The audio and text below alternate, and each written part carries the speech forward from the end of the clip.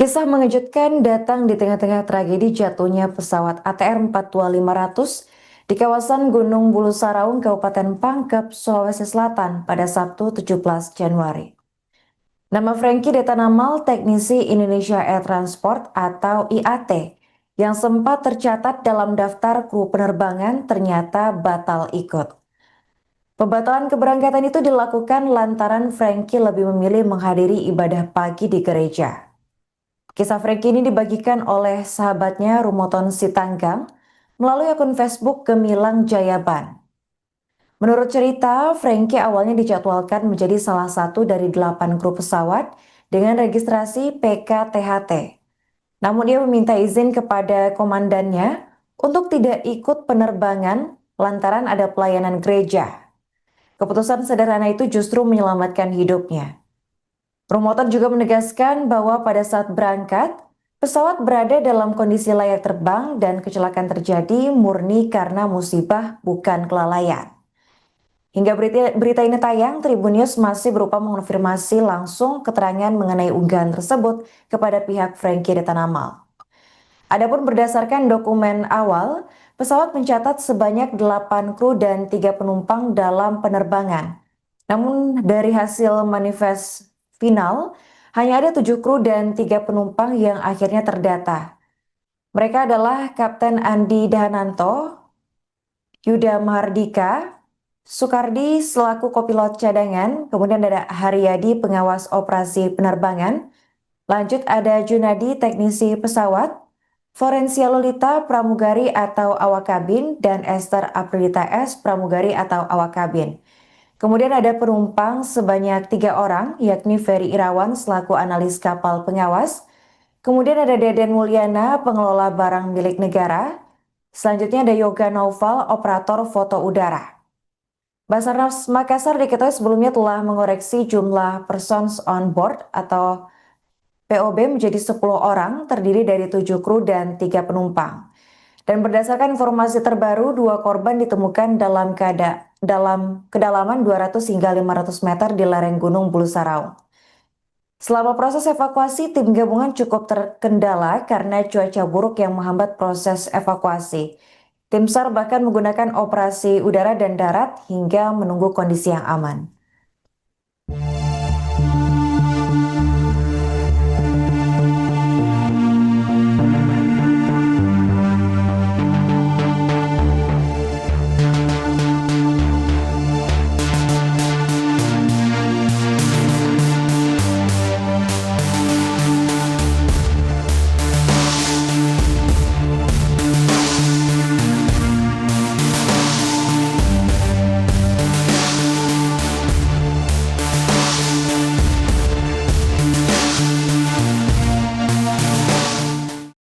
Bungkus paket.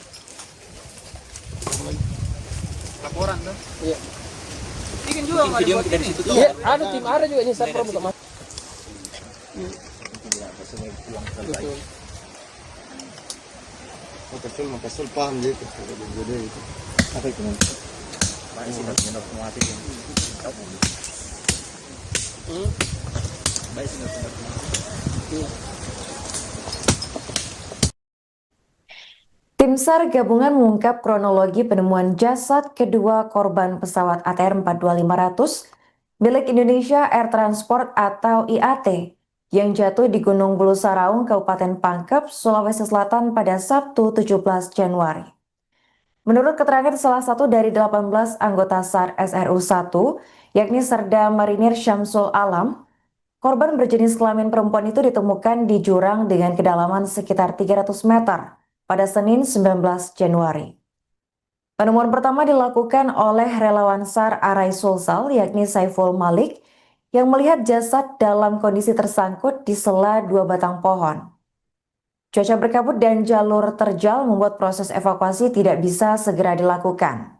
Tim SAR hanya menutup jasad untuk sementara waktu sebelum tim pembawa kantong jenazah tiba sekitar pukul 15 waktu Indonesia Tengah. Korban kemudian dimasukkan ke dalam kantong dan digeser ke jalur utama SAR guna memudahkan proses evakuasi yang dijadwalkan pada Selasa 20 Januari. Syamsul menjelaskan jalur evakuasi yang memungkinkan adalah melalui puncak Gunung Bulu Saraung sebelum dibawa turun ke pos Basarnas Desa Tompo Bulu. Ia menegaskan kondisi jasad korban masih utuh pada saat ditemukan. Hal senada juga disampaikan Ade dari Tim SAR BPBD Makassar. Ia menuturkan di bawah lokasi korban, sekitar kedalaman 500 meter ditemukan bagian kepala pesawat. Sedikit bergeser ke kiri pada kedalaman 450 meter, terlihat serpihan mesin dan ban, sementara ekor pesawat berada sekitar 200 meter di atas posisi korban. Ade juga menyebutkan ciri-ciri korban yang ditemukan yakni mengenakan baju hitam, celana hitam dan sepatu kets berwarna hitam. Berdasarkan data manifest yang terpajang di pos Basarnas Makassar, terdapat 2 kru perempuan dalam penerbangan tersebut, yakni Florencia Lolita dan Esther Aprilita S. Hingga berita ini diturunkan, identitas pasti korban kedua yang ditemukan masih menunggu hasil pencocokan lebih lanjut dari tim DVI. Bungkus paket. Laporan tuh. Iya. Bikin juga nggak video dibuat dari ini. situ tuh. Iya, ada tim ada juga nyasar promo untuk masuk.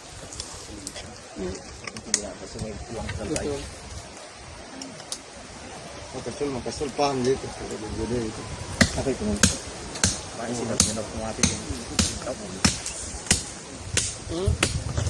Baik, sudah.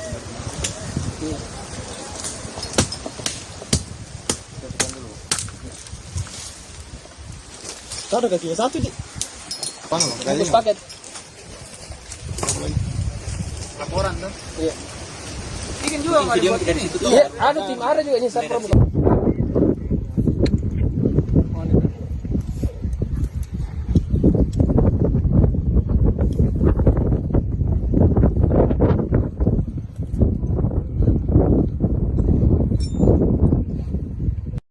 Jadi saya sampaikan dari hasil komunikasi kita yang terhubung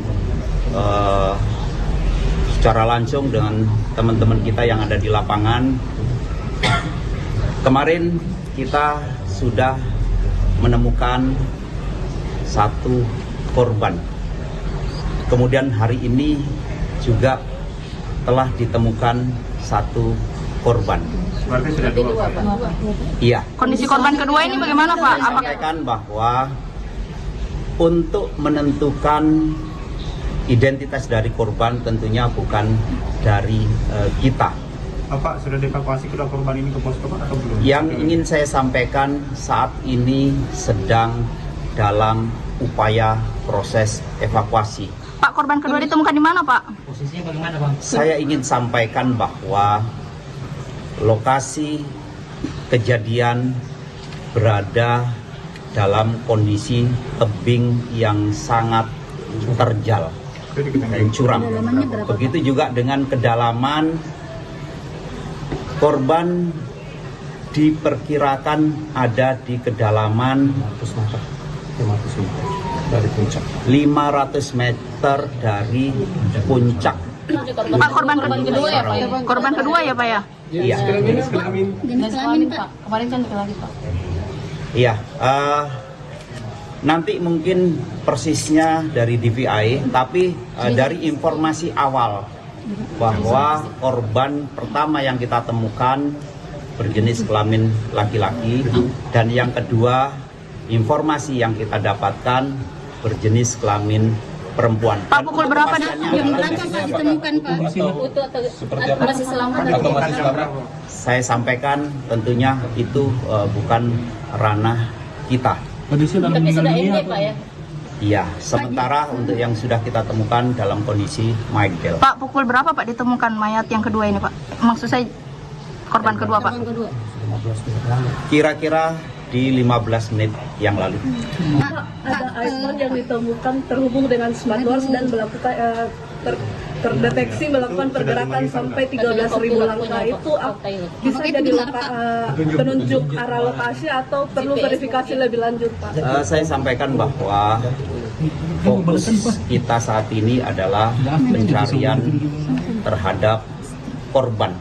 Pada saat kita mencari korban, ternyata ditemukan bagian-bagian dari pesawat maupun ada benda-benda yang dimungkinkan itu milik korban, ini semuanya untuk kita kumpulkan, kita inventarisir dan nanti akan kita serahkan. Apakah barang ini akan kita serahkan kepada KNKT sebagai bukti untuk mengungkap permasalahan, atau nanti kita serahkan ke pihak kepolisian yang nantinya semua barang yang berhubungan dengan perlengkapan pribadi akan kita serahkan kepada keluarganya kalau memang korban dinyatakan meninggal dunia.